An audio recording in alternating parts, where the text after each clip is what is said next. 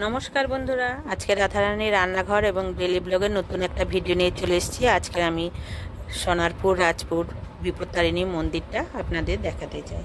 আজকের আমরা একটা বিশেষ উদ্দেশ্যে যাব। অনেক দিন ভাবছিলাম গাড়িটা পুজো দিতে, সেই জন্য আমরা যাচ্ছি। এই জন্য আমরা সকাল সকাল উঠে পড়েছি। দেখুন, দুটো গাড়ি নিয়ে যাচ্ছি, এই গাড়ি পুজো দেওয়ার জন্যই যাব। এই গাড়িতে একটা গাড়িতে আমার ছেলে মেয়ে বসে গেছে, আর একটা গাড়িতে আমরা দুজনে বসে পড়েছি। দেখুন, আমরা সোনারপুরে পৌঁছে গেছি। সোনারপুর এবং রাজপুর চণ্ডীবাড়ির মন্দিরে দেখতে পাচ্ছেন এই গেটের মধ্যে দিয়ে আমরা প্রবেশ করলাম। বাঁ দিকে একটা জলের ফোয়ারা আছে, ওই ডান দিকে দেখতে পাচ্ছেন গাড়ি। এই 4 চাকা রাখার জায়গা হচ্ছে ডান দিকে, আর বাঁ দিকে হচ্ছে 2 চাকা জায়গা রাখার জায়গা। আর সামনে দেখতে পাচ্ছেন এই প্রসাদ কক্ষ, এখান থেকে প্রসাদ কিনতে হয়, দিয়ে দোতলায় গিয়ে পুজো দিতে হয়। দেখুন, এখানে 2 চাকা রাখা হচ্ছে, আর ওইদিকে 4 চাকাটা। এবার আমরা জুতো রাখার জায়গায় গেলাম। জুতো রেখে এখানে হাত ধোয়ার জল আছে, হাত ধুয়ে প্রসাদ কিনে আমরা ছাদে চলে গেলাম। এখান থেকে ফুলের মালা বা ফুল নিয়ে যাওয়া যায় না, ওঠার মুখে আমাদের হাতে 2টো করে ফুল দিয়েছিল, সেই 2টো ফুল নিয়ে আমরা অঞ্জলি দেব। এবং 2টো করে ফুল সবার হাতেই দেয় ঝুড়ির মধ্যে। দেখুন, এসে এখানে আমরা পুজো দিয়ে দিলাম এবং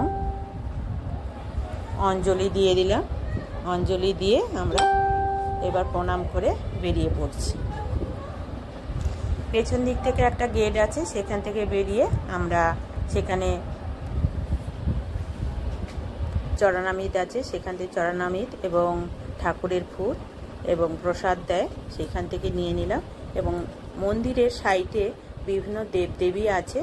দেখুন, এই যে গণেশের মূর্তি আছে, ভারতের যে সাধক সাধনা করে যে ভগবানকে পেয়েছিলেন, সমস্ত সাধকের ছবি দেওয়া আছে। আপনারা সমস্ত এই সাধকের দেখলে আপনারা কম বেশি সবাই চিনতে পারবেন।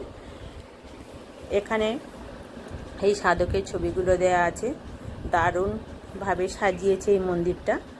দেখুন, এরপরে আমরা নরসিংহদেবের মূর্তি দেখতে পাবো। আর এখানে যিনি এই বিপত্তারিণী মন্দিরটা তৈরি করেছিলেন, ইনি এখানে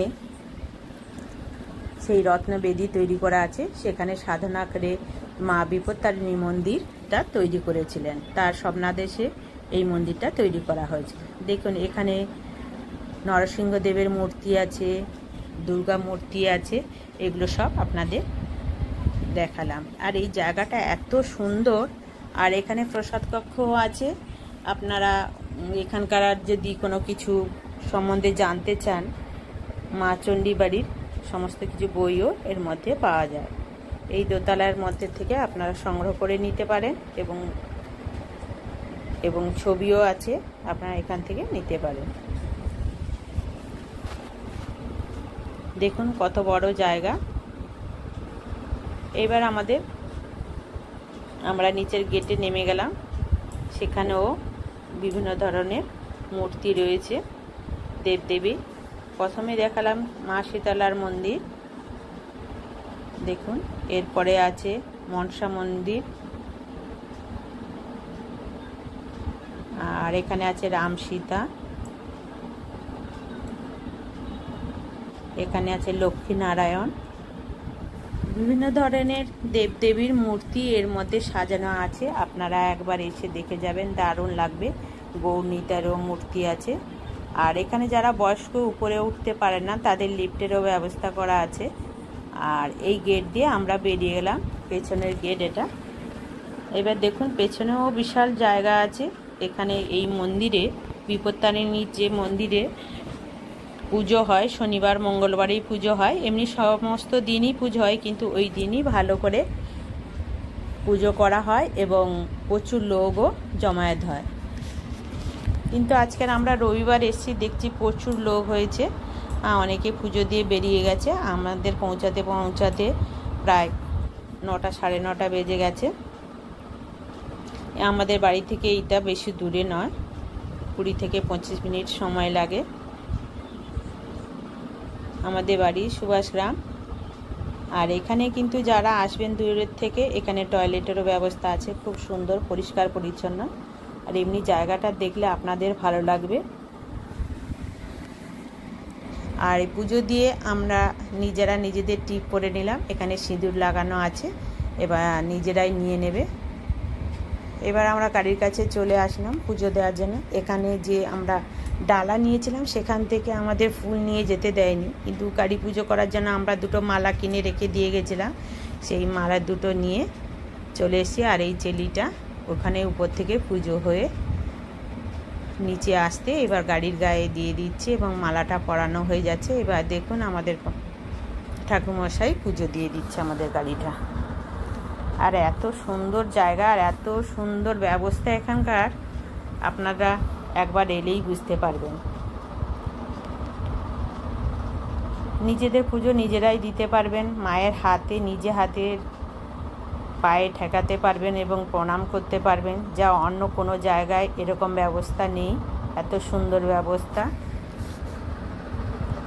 আর এখানে আপনারা পুজো দিয়েও শান্তি পাবেন আর মনস্কামনা আপনাদের পূরণ তো হবেই।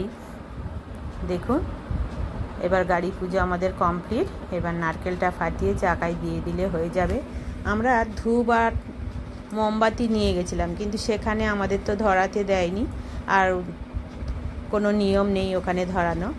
আর যারা এমনি পুজো দেবেন তারা এই ধূপ আর মোমবাতি, একটা রত্নবেদী আছে সেখানে গিয়ে ধরাবেন। যেহেতু আমরা গাড়ি পুজো দিয়েছি, এখানে ধূপ আর মোমবাতিটা একটু ঘুরিয়ে নিয়ে গিয়ে সেটা সেই রত্নবেদীর কাছে আমরা দিয়ে দেব।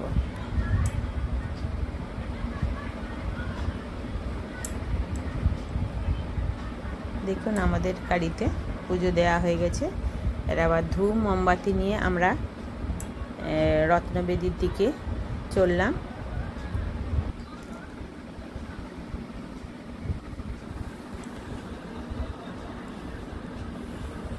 কত বড় জায়গা দেখুন আর কত সুন্দর।